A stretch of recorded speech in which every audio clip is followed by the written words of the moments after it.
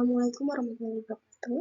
Sebelumnya perkenalkan saya Sasila Kirana dari BEM 202201077. Perwakilan dari kelompok 3 izin memperjelaskan hasil diskusi dari kelompok kami, yaitu mengenai analisis jurnal manajemen dan alur kerja dalam pelaksanaan penanganan pandemi COVID-19.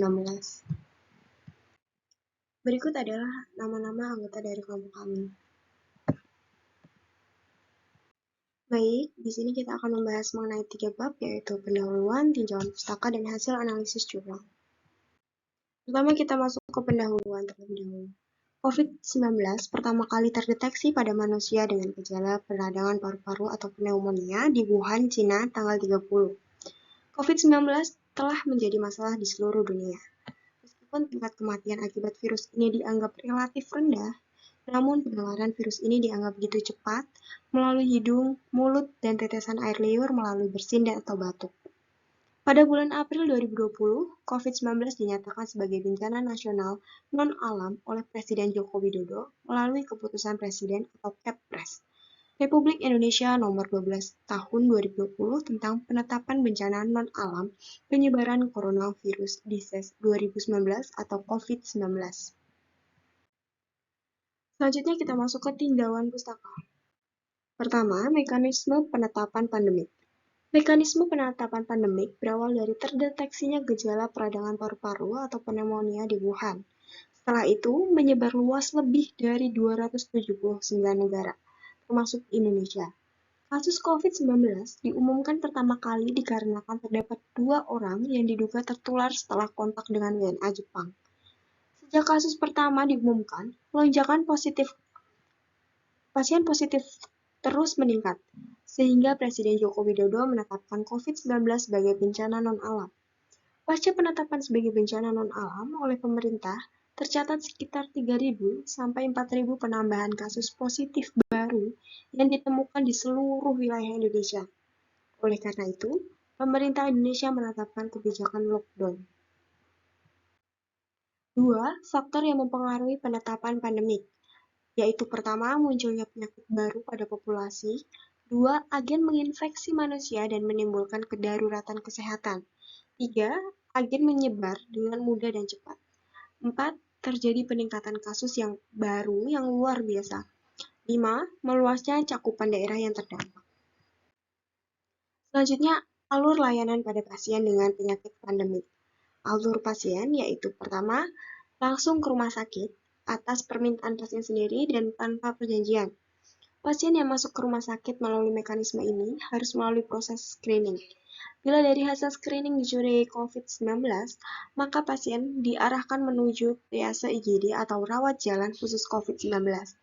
Sebaliknya, bila dari screening tidak dicurigai COVID-19, maka pasien diserahkan menuju triase IGD atau rawat jalan non-COVID-19 sesuai kebutuhan pasien. Kedua, melalui rujukan, biasanya dari fasilitas kesehatan tingkat pertama atau fasilitas kesehatan rujukan tingkat lanjut. Rujukan ini juga ada 2 macam, yaitu rujukan pasien suspek atau konfirmasi COVID-19. Tidak perlu dilakukan screening dan langsung diarahkan ke triase COVID-19. Yang kedua, rujukan pasien non-COVID-19 yang dengan hasil pemeriksaan COVID-19 negatif atau yang belum dilakukan pemeriksaan COVID-19 tetap harus melewati proses screening.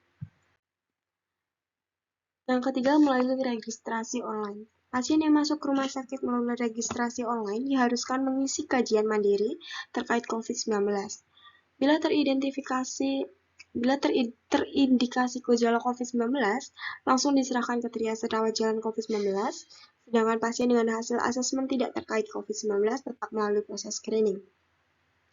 Screening sendiri merupakan proses penapisan pasien di mana seorang individu dievaluasi dan disaring menggunakan kriteria gejala dan riwayat epidemiologis untuk menentukan pasien tersebut masuk ke dalam kategori dicurigai COVID-19 atau bukan.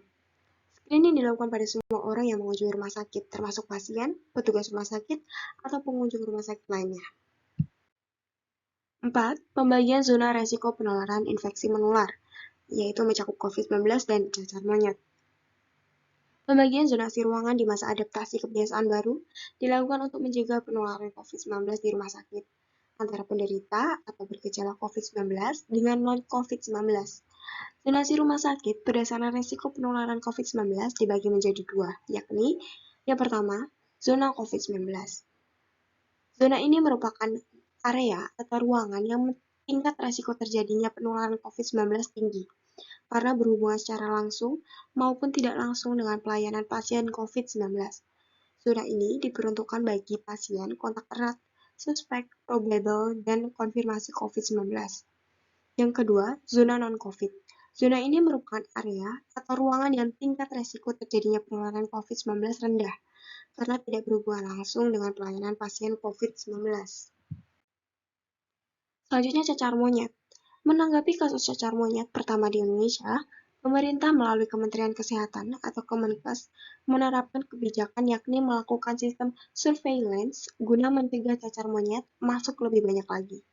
Sebagai pencegahan, Kantor Kesehatan Pelabuhan atau KKP telah mengaktifkan alat deteksi panas di pintu-pintu pelabuhan kapal dan bandara udara untuk memindai penumpang, terutama dari Singapura dan Afrika, yang mengalami kenaikan suhu tubuh lebih dari 37,5 derajat Celcius, lalu memeriksa kondisi tubuh sesuai gejala penyakit cacar monyet.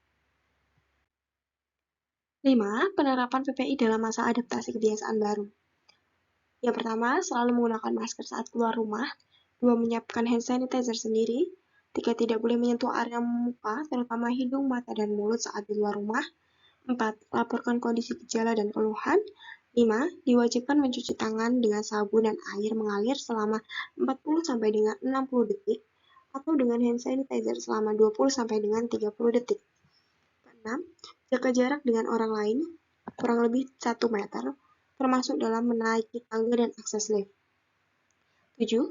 Bagi petugas yang akan melakukan kontak dengan pasien, ganti pakaian pribadi dengan pakaian rumah sakit dan tinggalkan di loker atau bagian penitipan barang. Lalu bagi petugas kesehatan selalu menggunakan APD dan masker bedah saat bekerja. Yang selanjutnya adalah hasil analisis jurnal. Baik, kelompok kami mengambil jurnal yaitu dengan judul Kebijakan Pemerintah DKI Jakarta Menangani Pandemi COVID-19. Koresponden dari jurnal ini yaitu Melinda Triana Pangaribuan dan juga Adis Emamua Menandar dari Magister Kajian Ketahanan Nasional, Fakultas Kajian Strategik dan Global Universitas Indonesia.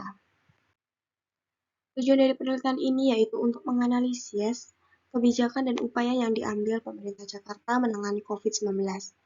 Penelitian ini merupakan penelitian kualitatif dengan metode deskriptif analisis dan teknik pengumpulan data menggunakan studi kepustakaan. Desain penelitian atau metode yaitu deskriptif analisis. Penelitian ini juga mengkategorikan elemen naratif untuk melihat level analisis. Elemen naratif yang dikategorikan adalah karakter dengan melakukan framing atau coding.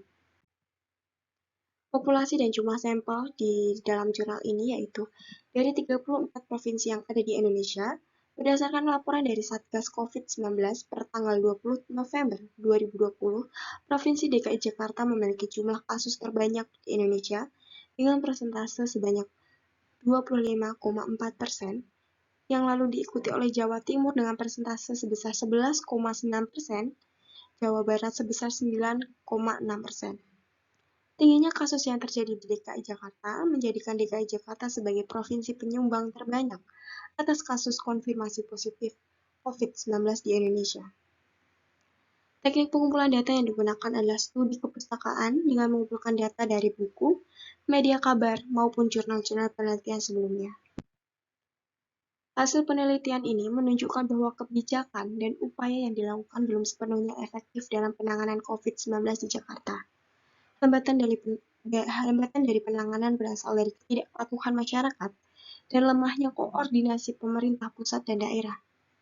Kesimpulan, kebijakan publik yang diimplementasikan oleh pemerintah DKI Jakarta untuk menangani COVID-19 seperti kebijakan PSBB yang tertuang dalam Pergub Nomor 33 Tahun 2020 bertujuan untuk menekan laju persebaran COVID-19 di Jakarta. Selain itu, penulis melihat perlu diberlakukannya hukuman yang tegas dan real bagi pelanggar berupa denda yang cukup besar untuk menimbulkan efek jera bagi masyarakat yang melakukan pelanggaran kebijakan dan aturan yang telah ditetapkan. Berikut adalah daftar pustaka yang kelompok kami gunakan. Baik, sekian presentasi dari kelompok kami, kurang lebihnya kami mohon maaf. Silahkan untuk kelompok lain jika ada pertanyaan atau mengklarifikasi atau menyampaikan kritik dan saran, kami persilahkan untuk bertanya. Sekian presentasi dari kami. Wassalamualaikum warahmatullahi wabarakatuh.